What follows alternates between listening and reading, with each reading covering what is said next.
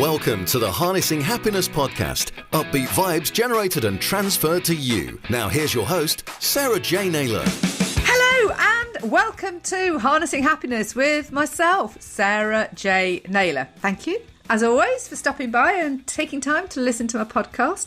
As you know, I really appreciate it and love knowing that you are all over the globe. But I have with me today somebody from sort of over the pond in the United States, a chap called Steve, who is going to introduce himself, because as you know, I always like my guests to introduce themselves because they do it so much better than I do. So, over to you, Steve. Please do take centre stage and introduce yourself to my awesome listeners. Steve Lovelace. I'm from Edmond, Oklahoma, in the United States. And if you dropped a pin in the almost dead center of the U.S., you would come very close to hitting Edmond. It's just a nice, quiet suburb here of Oklahoma City. I'm married for 19 years, coming up on 19 years now. And I've got two boys, Jackson and Barron, one 17 and one 15, two great kids. And kind of my claim to fame is that I was one of the very first paratriathletes ever to do a triathlon back in 1986, something that I would not actually discover until late last year when I was doing some research on paratriathlon. So I'd had this hidden history for all these years, and now I'm just out telling it my story because it truly has more meaning now with my feet than it did in the first place. Yeah, that's amazing then. So you did all that time ago, but had no concept as to the legacy you created. So I think, in all reality, maybe it's best to give a little bit of backstory to that. Please do share with my listeners, Steve. I suppose there's two parts to this, isn't there? It's the story that led you to actually being and doing and achieving all that in 1986, but equally so, how it took you so long to discover this fact as well. So I think there's two parts to this story. Yeah. So the abridged version of, before the triathlon, I was 20 years old. I was living on my grandparents' farm, and I was cutting firewood as I was going to college to make a little bit of extra money. And being a 20-year-old kid, I was bulletproof. I knew everything that I was doing. I was safe beyond measure. But cutting trees just happened not to be my forte on one particular day, November 30th, 1982, cutting down a large hackberry tree. A friend and I, the tree had split, and we continued cutting on this tree. And eventually what happened is the two halves slammed together on me, pinning me to the ground. I immediately knew I was in some big time trouble. End result of what that tree did was it fractured my face basically down the middle, my forehead, my roof of my mouth, my mandible, lost a couple of teeth, ended up crushing my left wrist, bruised my heart, and imploded 3 lumbar vertebrae, L3, 4, and 5. And then somewhere, as I'm kind of getting back around to what had just happened to me, I realized that I was paralyzed below the waist, which was a big shocker. So I'm in the hospital for 3.5 months. It took me that long to just get to the point where I could even shuffle across the floor. But I told everybody going into the hospital that I was going to walk out of the hospital, and I managed to walk. It was about 4 steps, but, I kept to my word. The paralysis was, in my case, it was temporary, thank goodness. Another 3.5 months into a rehabilitation center, and then I'm kind of thrown out onto my own to do my own thing as far as physical rehabilitation. I could still barely shuffle across the floor. I was not very strong. I'd lost about 60 pounds in the hospital, so I was still trying to gain all this muscle and all this strength back. Somewhere along the line of between 83 and 85, I started running eventually, and I started lifting weights. I started getting myself back into physical shape, and I'd always been in sports, so this was something that was very important to me, was to build myself back. I find a triathlon on TV one day, and it was 1985 in October. It was the World Championship Ironman Triathlon, and I'm watching Julie Moss crawl across the finish line, and I could feel the struggle that she was going through because I had just been through that myself with my accident. I did not know what a triathlon was, but I said, I'm going to do this. So I did. It was a spur of the moment type thing. You were aiming for sort of the Ironman triathlon in the first instance. Well, okay. No. Aim high. I always like a bigger picture. Exactly. So I did find a triathlon that was going to be happening in June. So I had about 7 months to prepare. And I started training. I went out and bought a used bike. I started riding. I got my lifeguard certification. I started swimming. The triathlon came, and I lined up on the day of triathlon. I had not finished any single distance except for the run, perhaps, doing a couple of 10Ks. But I was determined that I was going to start and I was going to finish that race. Jump in the water, do the swim, get off, do the bike, and then here comes the run. And this was a big eye-opener for me because my legs were just jelly getting off the bike after riding. This was a quarter Ironman, so 25 miles roughly, 40K. I'm on the run. At one point, I had to jump off into the woods and take a bio break. And as I come out, I see the sweep vehicle behind me. So I'm now officially the last person in this race. As I round the corner to the stage, they're actually doing the presentation. They halt the presentation and they say, give the last athlete a round of applause. I crossed the finish line to a massive round of applause, but nobody knew what I'd just done. It was just all up in here. I'd done this for me. I hadn't done it for attention. I hadn't done it to say, I was this, that, or the other. Many years go by after this. I continued doing triathlon and racing bikes, and it was not until COVID that I decided to do some research on paratriathlon. I was just curious as to, who the first were. And what I discovered was the gentleman that was first, his name was Pat Griskus, and he was an amputee. He did several Ironmans and many, many triathlons. He's the first documented. But after that, there was like almost a decade where there was nothing in print. There was nothing online about anybody having done a triathlon. And all of a sudden a bell goes off. It's just like, could this possibly be true that I'm like the second person to be documented as a paratriathlete and the first with a spinal cord injury? I was left with a deficit in my left leg after the accident. I came to discover this fantastic news, and I reached out to Triathlete magazine. They did a small article on me last year, and now it's just kind of got a groundswell. I'm doing podcasts, and I do appreciate the opportunity to tell you my story. No, appreciate you sharing it. Thank you. It's just it's starting to resonate with everybody. And for so long, I just kept it to myself and maybe close friends and family that, oh, hey, yeah, I used to do triathlon, and it's a great sport, and I still promote it. But it wasn't until I, figured out that I was amongst the original pioneers of the sport that it just kind of set everything off to where I am now. Wow. So, when you did that then back in 1986, when you did that race, that triathlon, so did you just enter as a sort of a 100% sort of able-bodied that wasn't actually registered with your disability, say disability, because obviously, there's so many different sort of levels, aren't there, in terms of for paratriathletes and things like that, you different sort of the disabilities, whether it's amputee or arms or sight or anything like that. So what level would you have been given, and were you given anything, or did nobody know at all at that time and you just literally entered it because it was a race? Yeah, it was just mainly me entering. I only recently started competing against disabled athletes or challenged athletes, if you will, 2015. Before that, I was always entered as an able body. And in 1986, there was no Americans with Disability Act. So I had no right to actually be out there or to say that I had a right to be there. I was honestly afraid to tell the organizers because they may have seen me as a liability and not allowed me to compete. So I went completely under the radar. I've never been defined by my disability or by my accident. It's a central theme in my life, but it does not define me. It does define how I live my life. And so I never really go out there with my flag saying, hey, look at me, I'm disabled and I'm doing this, because I've never been an attention seeker. I'm just not that guy, a little too humble for that.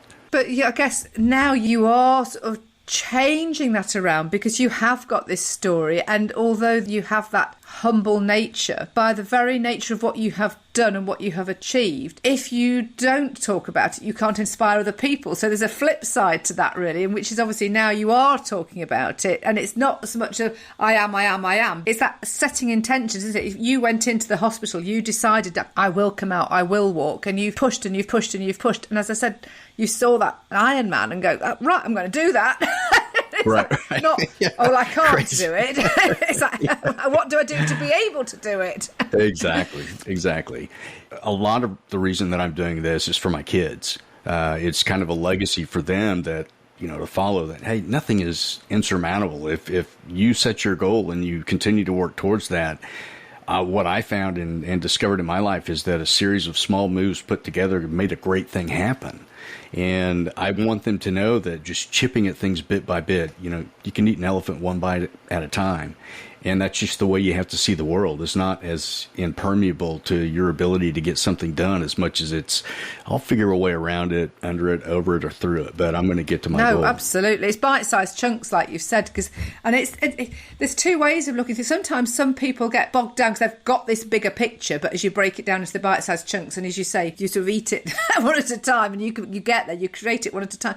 But sometimes some people need to chunk it back up. It's the Meta-Milton model, and you have to sort of, one way you look at it one way, but other times some people are so in the detail they can't see the bigger picture. Okay, put all those together and let's have a look at what that actually looks like. So it could be, well, we'll do a bit of this, we'll do a bit of that, we'll do a bit of the other. Well, don't just focus in on doing the little bit over here in that corner on the left hand side. Let's stitch all those bits together and see what you can create when you've actually got it all. But when you see things and you believe in yourself and you've got that self-ability to have that intention, I think, one thing I've learned with a lot of the people that I've spoken to whilst doing the podcasts is that that intention, that the power of setting that intention, of deciding what it is that you want to do, whatever it is, whatever it looks like. And as you've said, nothing is unsurmountable if you want to do it enough. It's becoming solution-focused, outcome thinking. It's looking at it sort of, well, how can I look at this differently? How can I change my behaviour? How can I do something so that I will get the results that I want? So before it all happened then, so were you quite a sporty person generally then, before the accident in 82? Oh, yeah. Yeah, I played golf, I ran track, I played basketball, I played baseball. The one sport that I didn't play that I wanted to play was football. My mom was just not wanting me to get injured, and we were relatively, don't want to say poor, but we were way down on the line from a standpoint of, fiscal means, and getting hurt meant hospital, meant bills. And so we did a lot of the non-contact sport, but I did everything. I mean, just crazy. She didn't counter in trees then, did she? No, that was 20 years old. I've got control of my life, so let me do this on my own with no knowledge whatsoever. Now I probably would have YouTubed something and figured out how to notch it just right and, all this. But this was a fluke thing. It happens frequently in the logging industry, and it's very, very dangerous. Yeah. So was it a big I'm trying to visualise. Obviously for the benefit of the listeners, because they won't see the visuals. It was nearly 30 to 36 inches across. It was a big tree. So yeah, what about height? Was it a tall tree? Yeah, it was best. And the ironic thing about this whole situation, the tree was in the middle of a wheat field in the middle of country, and I was trapped in it for 2 hours before they cut me out. Oh my gosh. Yeah, there was no street address, there was no GPS. The ambulance was just kind of circling, and we had somebody out at the road. We were basically half a mile into this 1 mile section of land, and they're trying to flag down the ambulance. And yeah, it was just, there were a lot of things that happened that, are great details for a book, but. Mm-hmm. Now, are you writing a book? Are you doing a book? I'm actually, I've made notes of it. I did not do very well in English, my native tongue. Well, you could always have an editor. I know a very good one who worked on mine. Well, I tell you what, I've got a great story, and I can go all the way back to day one and to now, and it's pretty compelling. It's my life kind of reads like a Greek tragedy, roller coaster, and it's up and down. Yeah, but I still, like we had said earlier on, it's like when life's going to give you lemons. You kind of got to turn things around, and I've done the best with it that I think I could do, and maintain a positive attitude despite, the constant pain that I'm in. And yeah, I was going to say, where does it leave you now? So obviously you had the accident, you trained, you raced, you continued to race. Where has it left you in terms of, as you say, pain, and what sort of disabilities do you have now as a result of that? Or have they always been with you, or has it changed over the years? And what do you do now? Do you still race, or do you work? But now obviously getting into international podcaster and all sorts of things. Yeah, so I now have a disease called arachnoiditis. It was caused by the accident, or it could have been caused by I had a spine fluid leak, and I had bacterial meningitis. Any one of those things could have caused it for me. It's chronic inflammation of the arachnoid tissue that surrounds the spinal cord. It's very, very painful. There's no cure. Most people are on copious amounts of medication to deal with it. I took the stance to get off all the medications. It was just a lifestyle choice, and I just deal with the pain. The way that I deal with it is through exercise, which is recommended. I ride my bike, I swim. I can't run anymore because basically the disease has given me more paralysis below the waist. I've lost most of the function below the knee, so I wear bilateral AFOs to get around and to ride my bike. I love swimming because I was a former lifeguard, and it's part of the triathlon. And this year I decided to get back into triathlon, knowing that I couldn't run. I've been enlisting the help of friends to do the run part, and we just team up. So I'm still participating in the sport that helped start and that I love and I'm very passionate about. And I have the unique opportunity this year to be an ambassador for USA Triathlon Foundation, which is the fundraising arm of USA Triathlon. My life has come full circle, starting this on a whim back in '86 to now representing USA Triathlon. And paratriathlon is now an official sport. They made it an official Paralympic sport in 2016. Took quite a while. I mean, it took, 30 years since I did mine originally. So there was not a groundswell of opportunities for para-athletes early on. And there were really, even thinking back then, there were no big heroes. Being disabled was not really a cool thing to be. Not that it is now, but it's more recognizable, more acceptable, and we can still see all these amazing athletes out there. And that's part of what I'm doing with triathlon now, is trying to inspire other people that look. If you look at me walk across the floor, you're like, this guy shouldn't be in the room putting out an effort at all. But I go out there and give it my all, because in my heart, I'm still a competitor. And I still love endurance and pushing myself, even though I start in pain and I end in worse pain. It's worth it to me. It's just a nice trade-off. The adrenaline that you get from doing what you're doing is sort of counteracts, doesn't get rid of, but it balances out, and so you pain manage with the sort of what you're putting into what you're doing, because you can kind of override it mentally that way, I guess. Yeah, it's basically the endorphins, and yes, if you think about it, that's the big word for it. Yeah, yeah. The endorphins or opioids are based on how endorphins work, so it's the natural body, the body's way to heal. And though I get a short window of raised energy and lessened pain, it all kind of comes full circle as that kind of dissipates, and I work myself through it. But it's so worth it. This is what the whole podcast is about. It's the happiness, and it's looking at the positives. It's doing things that make you feel good, that are happy. And you say cats and pets bring you joy. It's doing activities that you enjoy doing. It's releasing those endorphins. It's getting that sort of natural high. And I hear what you're saying about coming off all the medication, because there are so many contraindications. Like, it's one of those words like dynamism and trajectory. I can't say either. Right. Caterpillar. Do you find that with some words you just can't pronounce them, come what may? There you go. But you feel. I mean, I remember once going through. I mean, this is decades ago. Well, yeah, 17 years ago, going through a divorce, and I think I was living through a breakdown at the time.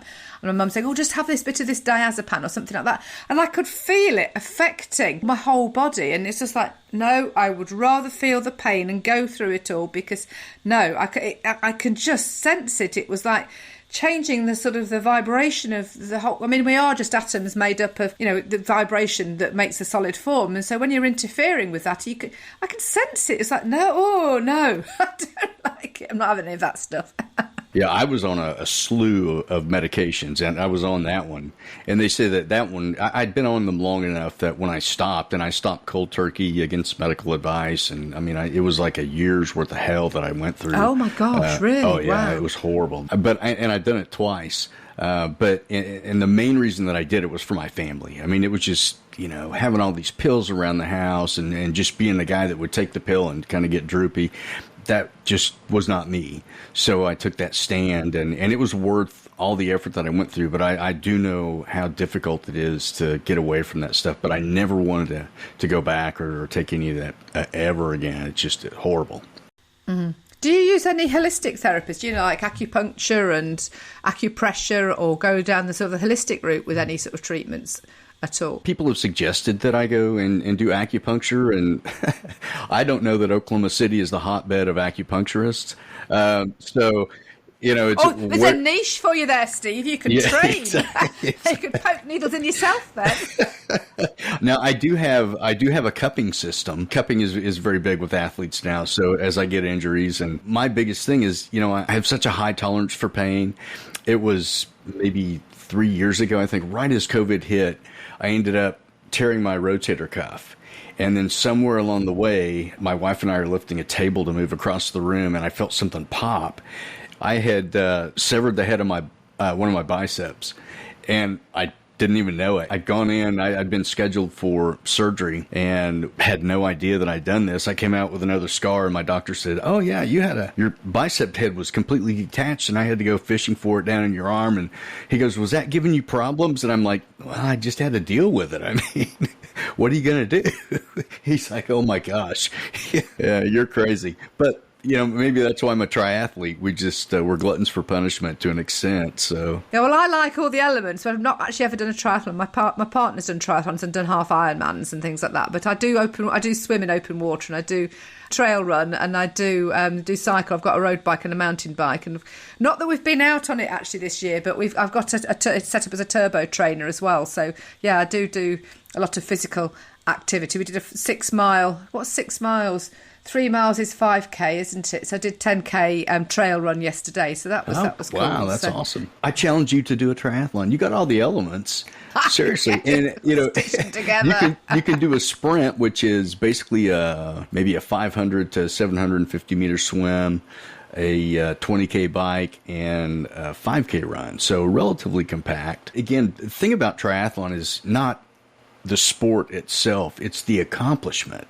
Many people are just intimidated by the fact that it's 3 sports, and they have to train for 3, and they do them back to back when you race, and it's really, again, small moves put together and come into that race day, and it all just tends to work out. And when you cross that finish line, the accomplishment is like, it's overwhelming. I mean, you see people jump across it at the Ironman because they know that, look what I've done. It's a huge commitment, but it's just so uplifting and positive for everything going forward in your life. Yeah, it's a great feeling. My partner did in Eastbourne in the UK last summer in 2021. He did the half Ironman, and it was a scorching hot day. And a friend of ours, Zoe, she did the full Ironman, obviously Iron Woman, Ironman. Anyway, she did I think what they called it, the Ironborn, because Ironman's obviously a brand name, isn't it? Oh my gosh, she was active for about 13 and a half hours. So it was a sea swim followed by the bike and then the run and the heat. Gareth had finished and we'd been back, we'd had a shower, we'd had a snooze, and we thought we'll go out and see. And she's still running. It's like, oh my God, Zoe. But she did, I think she come first or second? I can't remember. She did really, really, really, really well. I've done 3 half marathons in my time, but not for a couple, when was I think 2019 was the last half marathon. I'm getting slower with age, but there we go, it doesn't matter. But I have been booked in for a race coming soon. You can also connect with your partner and another friend and do a team. And it's just, again, it's all kind of participation, and the people that I've taken to triathlons are like, wow, I had no idea, behind the scenes and everything that goes on. And, they're in and out, which is awesome because you get to see so much effort from so many people, and it's all walks of life. I mean, you don't have to be a ascetic, muscular Greek god to go out there and do a triathlon. We come back to sports though, don't we? I mean, it's the energy, it's the drive, it's the activity, it's the community. You've got people doing stuff they're passionate about, and it was because of sort of sports, the love of sports. That's how me and my partner met, because we met via an online dating agency. It was focused on sort of fitness, so it's meeting people that are of a like mind.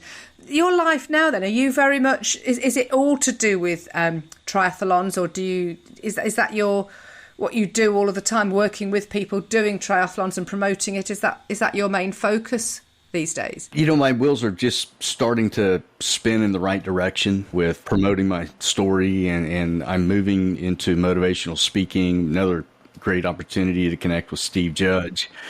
So yeah, I've listened to a couple of his podcasts and a couple of his presentations, and yeah, the energy is awesome. So I want to do that and, continue to promote triathlon. I'm going to be hopefully doing some stuff with USA Triathlon Foundation to get my story out there. Again, it's less about me than it is about the story inspiring others.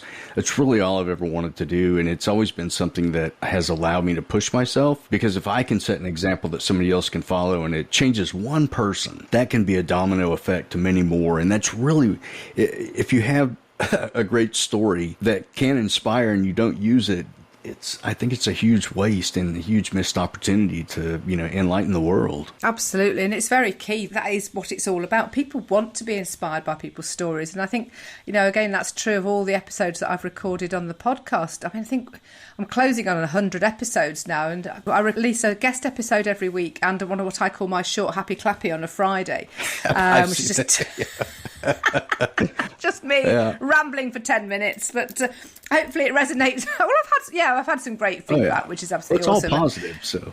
Yeah, it's just about getting people to see that way. And, with what happened to you, to have gone through that, to have actually come through it, come out the other side, and that really is in quite a short space of time to have gone from that accident to your first race. 4 years isn't really, in the grand scheme of things, that great a time distance, is it? Not when you're talking about the weight loss and the fact that I basically was bedridden for 3 months and I couldn't move. When they brought the monkey bar in, the trapeze, and I worked that, I was, working my upper body when they gave me the permission to do that, but I still wasn't walking. And I remember just this one moment, just to show you how weak I was, even in the rehabilitation center, they had a sign where you would have to go up and write what you wanted for dinner, but somebody had hung it waist high. And so I had to stoop, and my legs were so weak, I just kept going down, down, down as I was trying to write my name in. And finally, I just plopped and hit the floor just because I was so weak. And, it did take a lot of time, but most of it came through when I got done through the rehab center and I was on my own. I really have always been good about pushing myself. And without it, I could have slunk into, popping pills because I had access to every pill in the world at that point in time with all the pain that I was in. You have to choose the high road, and it's a choice. I mean, I kind of define myself by a stoic mentality that what you say about me is only going to hurt me if I choose to let it hurt me. It's got nothing to do with how you feel. I mean, that's all on you. So no, absolutely. You've used a key word there that comes up again, along with we've already referred to intention setting and that sort of solution focused outcome thinking. Is choices. We all have choices at every juncture. However we respond to things, behave, speak, act, think, behave, whatever. We are responsible for ourselves and how we react and how we behave. And that word choice is fundamental to everything. Now, there can be a chemical issue going on. And contrary to what Mr. Tom Cruise may think, there can be some chemical imbalance that can cause things. And you definitely need to get that looked into. But, just general life and bad situations, that is a choice. I mean, if you choose to say my house got blown away with a tornado, my family survived, then there's the benefit and there's the blessing, and that's the happy point. Screw the house. I mean, it's a possession. Exactly. But, it's the personal development. And I was thinking about this because I'm working on some stuff myself at the moment in terms of what I'm going to be rolling out with a mastermind and a sort of workshop.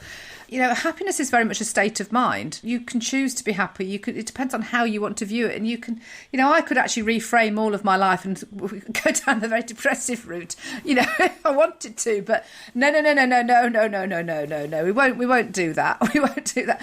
But I think personally, life's an opportunity for learning, and it's the lessons that are presented. You won't go out into the middle of a field chopping a tree again. But it's what's now being presented to you, isn't it? I mean, it's taken all that time, and sometimes it's not about being this overnight success. It's that wisdom that comes with time, which is then sort of sunk in, that you have got that gravitas, you have got that presence, you have got that story that you can share to inspire. Because unfortunately in today's age, we are sort of blasted with all this overnight success, but people can't cope with this overnight success because they haven't had all those decades of experience to actually cope with it and manage it, because you've not got those tools, that you haven't done the inner work to be able to cope with the stuff that's flung at you. How do people get in touch with you? Instagram is probably the best way. SP Lovelace on Instagram. I'm also on LinkedIn. You can look up Steve Lovelace, inspirational speaker, and happy to connect, and happy to talk triathlon with anybody and talk motivation. I mean, I live to elevate. If I can do that, I think that's what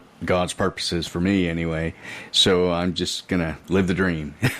Awesome. I'm with you on that one, Steve. I'm with you on that one. Thank you so much for being a fabulous guest and sharing your story with myself and my listeners. I hope you've enjoyed listening, those of you that are listening. And if you have, please do rate, review, follow, subscribe, do whatever you do on your platform. And share. Of course, share. We want to spread the love. We want to spread the happiness. We want to spread the inspiration. So thank you again. So it's been Sarah J Naylor, Harnessing Happiness. And you can find me on my website, which is sarahjnaylor.com.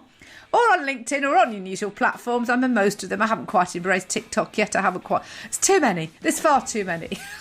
I'm trying to keep up with things. It's like, and then you don't know where the messages are coming in from. I go, where did I see that? Oh, it was somebody that sent it me through this. Oh, no, I didn't even know they got a messenger system. Anyway, I could go on for half an hour. So thank you again. Thank you so much, Steve. And thank you all for listening. Take care until next time. Lots of love. Bye.